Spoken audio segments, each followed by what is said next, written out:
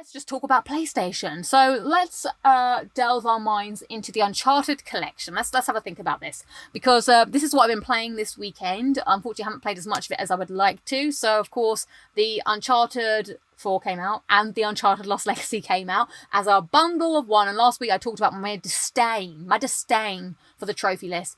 But I've kind of got used to it. It's fine now. But I must say, it was a joy playing them again. Like, I'd forgotten how much... It's not that I'd forgotten, but you need to, like, get back into it and play it. And you're like, yeah, these are just fun games to play. It was like meeting up with old friends again or something. And I really enjoyed streaming it. It was nice to play through it and chat to you guys as well at the same time. And they're just a good time. Now, as for PS5, like, some of you... I'm just going to repeat some of the things that I may have said on the stream. So, I'd like to caveat some of my comments last week about playing the games. What is it good for? Absolutely nothing. I realise that my issue is that I can't really take advantage of some of the PS5 features, such as, you know, 4K, stunning visuals, HDR, blow out your eyeballs colours, because I played games on my 22-inch LG TV, which doesn't even have 4K. It's only got 1080p full, or whatever you call it. So I realised that stuff was lost on me. It fell on deaf ears because I'm not going to reap those rewards. And the TV I wanted to get went up £100. I missed my opportunity to strike. Anyway, so obviously that must be very nice if you have that to play those games. They are stunning, they are beautiful, and all the environments is one of the things I really love about the Uncharted games. It's like great. It's like going on holiday in your bed, if you play games in your bed and in your pants. You don't have to even pack or go to the airport. It's great. I've been to almost half the world on Uncharted. It's fantastic. So there's that. But I will say I play a lot of my games with headphones on, and I don't know if it's just me, like, but I swear I am feeling sounds that I've never felt before. Like, I've played these games so many times, and I know what's going to happen in them, but the sound does feel like it's bit more intense. Like some of the music, some of the explosions, there's been times that the explosions have made me jump and I even know where they're coming. It's like, whoa! So that's been really cool. Oh, of course, the improved frame rate. That is great. So I don't have to watch Nathan Drake being like, what do you see? Nathan Drake. Oh, yes, it's me. Like doing this. That's also nice to be able to play the games really quick. Now, I do have some issues with some of the other PS5 updates. So I've had many issues with the DualSense. I'm coming to grips with it. You know, stay tuned for Locking It Down with Lucy, more ultra good puns. But I think it's because I know Uncharted. I know how it feels, you know. It's like when the old rustler or the old gunsmith picks up a gun and he just knows how it feels in his hand. Like, you don't want to forget the weight of a loaded gun. Like when I pick up that controller and I'm pressing the buttons, I know what the buttons should feel like. And all of a sudden I'm like, hang on, what's this? Because that trigger effect is weird. And I'm just wondering, do people like that in the chat? He is my lovely Nolan North. Nolan North. Don't actually own Nolan North. He's owned by someone else. Yeah, so it's the trigger effect, for those of you that don't know. Here's my controller here. Now, it kind of like... How do I explain it? Like, when you push the trigger down, it stops you, and you have to kind of like push it more. I think it's trying to simulate like an actual trigger. Not that I've ever touched a gun, so I can't really tell you. But it's like... I just like... the smooth feeling. I want to just be like, pull down, shoot. Not. I know Resident Evil has it. It's weird. I switched the trigger effect and the vibrations off, says Jazz-D. Okay, same. Because the other thing I switched down was I didn't switch them off, but I switched the controller vibration intensity, because at the beginning of Uncharted 4, you're in the boat. Sam! And he's like, just drive the boat, Nate! And you're driving the boat, and my controller's literally like... And I'm like, whoa, chill out. Like, it's like, literally, I don't need this, alright? I'm a 31-year-old woman. My wrists have seen things, and the controller was just like... So I had to turn that down, because I couldn't be handling with that. So, unfortunately... not a fan of the implementation of the DualSense. I feel like it was lacking. As someone said, I think it might have been Steve Like a Fox, no one has done the DualSense proud like Astrobot. That was cool, inoffensive. Using the DualSense does not just mean turn up the vibration and like every little thing like Nathan Drake stubs his toe. Don't need that. It's unnecessary, okay? So that's kind of my review of the game. It's fun. To play, obviously. I love the games, and I do say that that beginning bit of Uncharted 4 is kind of hard to play sometimes. Like the Scotland levels, they're just boring. I just don't like them. I just wish... I understand that it's a vital part of the story, but it just doesn't need to be that long. Which brings me on to what I've been reading this week, which is this, Blood, Sweat and Pixels. So I've had this on my shelf for quite a while. Rahul, shout out to you, Rahul Hoop, you can follow him on Twitch. He lent me his book. This is by Jason Schreier, Blood, Sweat and Pixels, and it's about like the triumph and turbulent stories behind how video games are made. And there is a chapter on Uncharted 4 in this, which I've always wanted to read for ages. Playing the games again made me want to, you know, pick it up and read it. And to be honest, like, there wasn't anything in here that shocked me too much, because I feel like a lot of it was reported on many news outlets about what happened. But it's just interesting to read how the video games are made, how stressful it is, and I'm like, wow, you really have to give so much of your life to make a video game, and how different Uncharted 4 could have turned out. Like, I'm so curious. I wish I could know more. One of the things that I didn't know, which this book said, for those of you who don't know about Uncharted, so Sam was in the original game, and he was going to be played by someone else, Alan something or other, which I only discovered from the Retro Replay Uncharted Drake's Fortune playthroughs. He's actually a funny guy. So they recast... No, sorry. Alan What's-His-Face was going to play Rafe, and they changed Rafe. And they also did change the person who played Sam. But anyway, one of the things in this book it said was that Sam was originally going to be someone that shows up from Nate's past who we haven't seen for a long time. And it's not till later on in the story that you discover that it's his brother. And I was like, oh, I think I would have preferred that. I think that might have been less frustrating than being like, this brother's just come out of nowhere. Why does he never talk about it? I think there's certain bits about whatever the original Uncharted 4 was that I think I would have liked more. There are some weird things as well also, which is in the gala section in Italy. Hang on, need to take a drink. Running out of oxygen. Yeah, in the gala section, you do a little bit of pickpocketing, but I think originally it's meant to be Nate and Elena were going to do a ballroom dance and ballroom dance across the floor. That seems kind of weird to me.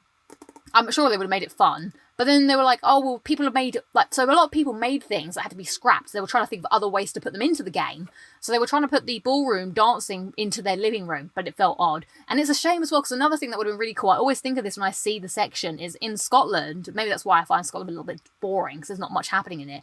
There was meant to be this big, like, crane sequence that they just couldn't get done. So it's a shame. I'd love one day, hopefully, to be an expose of what Uncharted 4 was going to be like, all the things that were cut, because they made quite a substantial part of the game. Like, so much of it had to be rewritten and remade. So it was very interesting to see how games are made and how Neil Druckmann and Bruce Straley had to step in to man Uncharted 4 straight after The Last of Us. So it's I have lots of respect. I don't think Uncharted 4 is a bad game by no stretch of the imagination. It's a good game.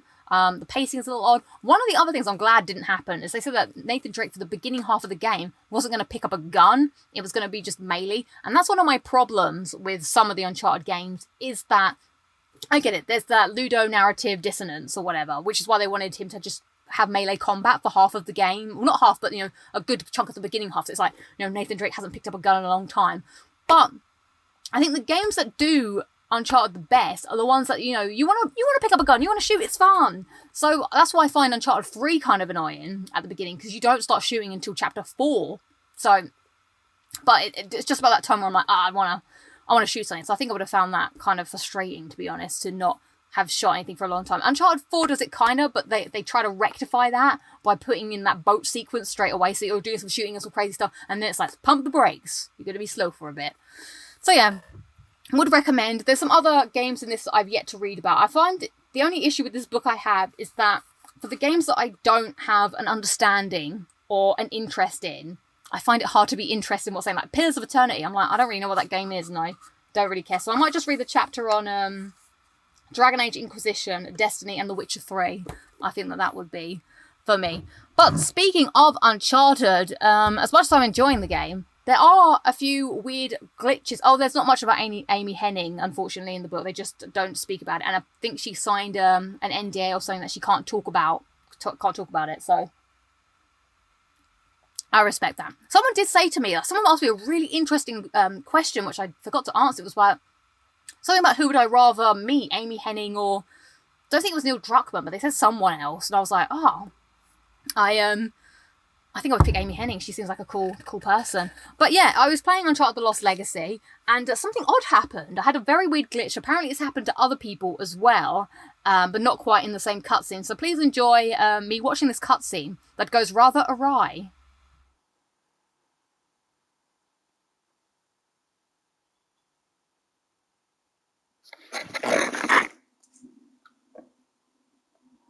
What is happening?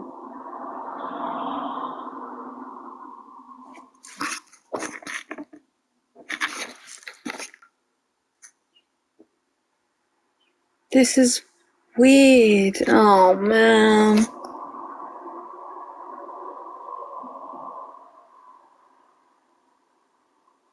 Oh, my God. Oh, I never realized there's someone driving the boat.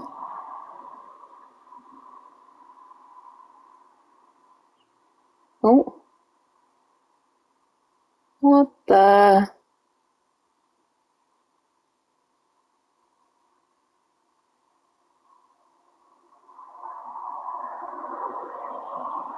Oh.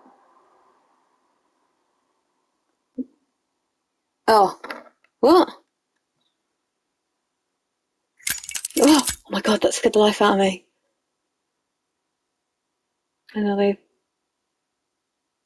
It's magic.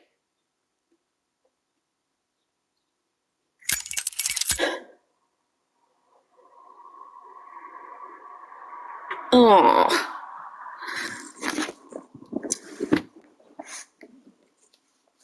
Well, Nadine, it just so happens that I'm able to use my Matilda skills to look up the Hoysala Empire. Fraser, you better not be messing about. What is going on? I wish I remembered what was happening in the story. Sadly, I don't. Good pause.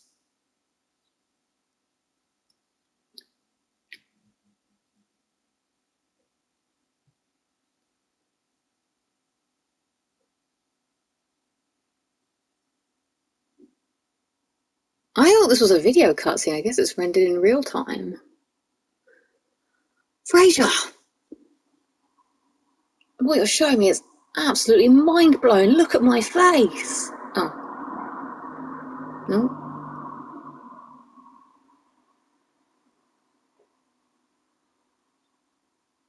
God, how long is this cutscene? Ganesh. Magic. Wingardium Leviosa. Fraser, it's Leviosa, not Leviosa. Oh, and off she goes. Bye-bye. Oh, God, now I'm falling through the world. No. Oh, yeah, I've died. So yeah, that was very odd. And then what happened when that happened was it was just, my screen was just black forever. So I had to like push down the PS button and close the game, and then it did like an error report, and then it said that my save had glitched, which was very worrying. But thankfully when I loaded it up, it literally started back up at that cutscene and it was all fine. So it hasn't happened to me again. Although the other day I was meant to bring this clip in, but I forgot to bring it. The Jeep fell out of the sky. So I was like Chloe, and I was just messing about, like doing some stuff, and the Jeep just goes, and I was like, I don't think that was supposed to happen. But there you go. That was the weird glitch happened to me. I've seen someone else post a similar glitch with Uncharted 4 for the beginning scene with Nate and Little Nate. Why am I saying Nate and Little Nate? Sam and Nate, Kid Nate. It's literally like someone's like picked them up and going, so, Sam, where are you going? You always leave me at the orphanage. Nate, it's not like that, Nathan. Get on the bike. And it's like someone picking them up like little dolls or whatever. So that's what happened. So yeah. But other than that, I hope to finish the game.